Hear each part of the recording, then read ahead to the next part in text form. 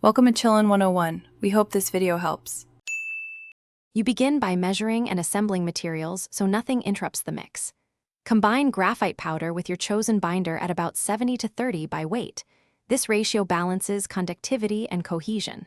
Once measured, place powders into the mortar and add a few drops of oil. Start with 0.5 to 1 g per 5 g powder. Grind with the pestle while scraping with the glass rod so you form a smooth, homogeneous paste. Make sure the consistency is tacky, but not runny. After initial grinding, you need to refine texture and remove air pockets. Continue kneading and pressing the paste until it appears glossy and uniform. This ensures good particle contact and stable electrochemical performance. If the paste crumbles, add binder in small 0.1 g steps. If it oozes, add a touch more graphite.